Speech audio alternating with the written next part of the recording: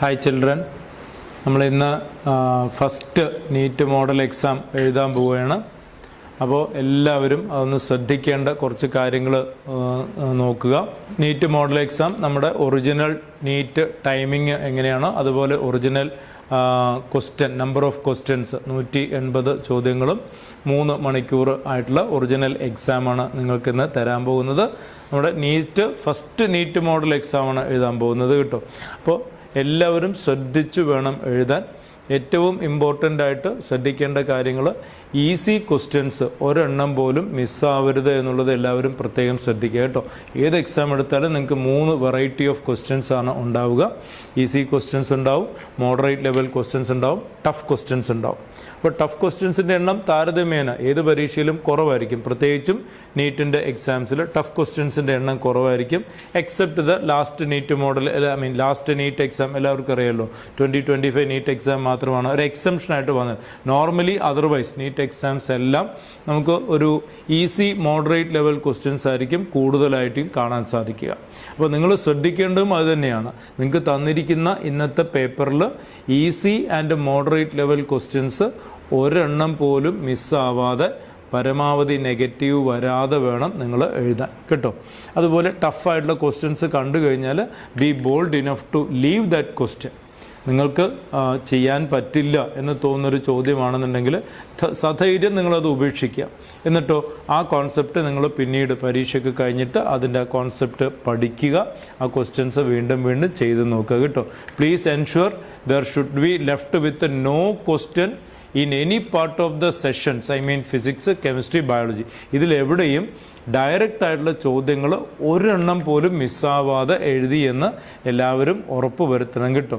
Time കൃത്യമായിട്ട് distribute ചെയ്തിട്ട് വേണം ചെയ്യാം. ഇപ്പം നിങ്ങൾ ഏത് വിഷയമാണ് ആദ്യം അറ്റൻഡ് ചെയ്യണം കുഴപ്പമൊന്നുമില്ല.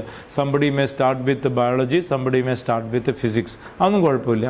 നിങ്ങൾ എവിടെ നിന്ന് തുടങ്ങിയാലും ശരി, ടഫായിട്ടുള്ള ചോദ്യങ്ങൾ ചെയ്ത് കിട്ടാത്ത ഫസ്റ്റ് ലെവലിൽ ചെയ്ത് കിട്ടാത്ത ചോദ്യങ്ങൾ മാറ്റി വെച്ച് പോവുക. ഡയറക്റ്റ് ആയിട്ടുള്ള ക്വസ്റ്റ്യൻസ് എല്ലാം ആദ്യം അറ്റംപ്റ്റ് ചെയ്യുക. ഡിഫിക്കൽട്ട് ക്വസ്റ്റ്യൻസ് നിങ്ങൾ ഒഴിവാക്കിക്കോളുക കേട്ടോ. നമ്മുടെ ഇപ്പോൾ ഇത് ടിപ്പിക്കൽ മോഡൽ എക്സാമാണ്. ആകെ 2-3 ചാപ്റ്റേഴ്സ് വെച്ചിട്ടാണ് ചെയ്യുന്നത്. അതുകൊണ്ട് തന്നെ നല്ല സ്കോർ കിട്ടേണ്ടതാണ്. പക്ഷേ ഓഫ് കോഴ്സ് ന്യൂമറിക്കൽ പാർട്ടൊക്കെ വരുന്ന സമയത്ത് ചാപ്റ്ററിൻ്റെ ന്യൂമറിക്കൽ കണ്ടൻറ്റ് കൂടുമ്പോൾ സ്വാഭാവികമായിട്ടും മാർക്സ് കുറയാനും സാധ്യതയുണ്ട്. അതൊന്നും നിങ്ങൾ മൈൻഡ് ചെയ്യണ്ട.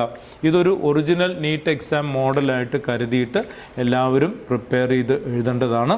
ആ ടൈം മാനേജ്മെൻറ്റ് നോക്കൂ. എക്സാം സാധാരണ കൺവെൻഷണൽ എക്സാം പോലെയല്ല എന്ന് എല്ലാവർക്കും അറിയാമല്ലോ. പ്രൊഫഷണൽ അപ്രോച്ചാണ് എല്ലാവരും പ്രത്യേകം ശ്രദ്ധിക്കേണ്ടത്. പ്രൊഫഷണലായിട്ട് അപ്രോച്ച് ചെയ്തിട്ട് ചെയ്യണം. വിടേണ്ട ചോദ്യങ്ങൾ വിടുക, കൺഫ്യൂഷനുള്ള ചോദ്യങ്ങൾ മാറ്റി വയ്ക്കുക. നന്നായിട്ട് അറിയുന്ന ചോദ്യങ്ങൾ ഡയറക്റ്റായിട്ട് ആദ്യം മാർക്ക് ചെയ്ത് പോവുക കേട്ടോ. അതുപോലെ ക്വസ്റ്റ്യൻസ് മാർക്ക് ചെയ്ത് വെച്ച് എല്ലാം കൂടെ അവസാനം മാർക്ക് ചെയ്യുന്നൊരു പരിപാടി ആരും ചെയ്യാൻ നിൽക്കരുത്. ക്വസ്റ്റ്യൻ പേപ്പറിൽ മാർക്ക് ചെയ്ത് വയ്ക്കുക, എല്ലാം കൂടെ അവസാനം OMR ഷീറ്റിൽ ബബിൾ ചെയ്യുക. ആ ഒരു പരിപാടിക്ക് നിൽക്കണ്ട. കാരണം അവസാനം നിങ്ങൾ പേപ്പർ സബ്മിറ്റ് ചെയ്യാൻ പോകുന്ന സമയത്ത് ബബിൾ ചെയ്യുന്ന സമയത്ത് തെറ്റാൻ സാധ്യതയുണ്ട്. അത് ചെയ്യാതിരിക്കുക. ഒരു ചോദ്യത്തിൻ്റെ ഉത്തരം കിട്ടിക്കഴിഞ്ഞാൽ ഇമ്മീഡിയറ്റ് ആയിട്ട് അത് ബബിൾ ചെയ്ത് പോവണം കേട്ടോ.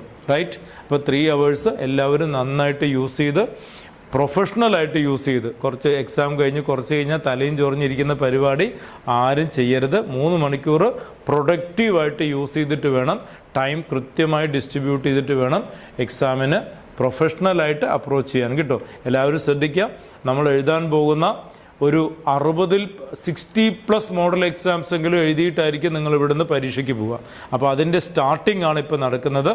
60 കൂടുതൽ മോഡൽ എക്സാംസ് എങ്കിലും നിങ്ങൾ ഇവിടുന്ന് പ്രാക്ടീസ് ചെയ്തിട്ടായിരിക്കും നീറ്റ് എക്സാമിന് ഒറിജിനലി എഴുതാൻ പോവുക. ഈ ഓരോ നീറ്റ് മോഡൽ എക്സാമിലും നിങ്ങൾക്ക് കിട്ടുന്ന മാർക്ക് ഇതായിരിക്കും നിങ്ങളുടെ ഫൈനൽ നീറ്റിൽ റിഫ്ലക്റ്റ് ചെയ്യുക. നമ്മൾ ഈ കഴിഞ്ഞ വർഷങ്ങളിലെല്ലാം കൃത്യമായിട്ട് കണ്ടിട്ടുള്ളതാണ്.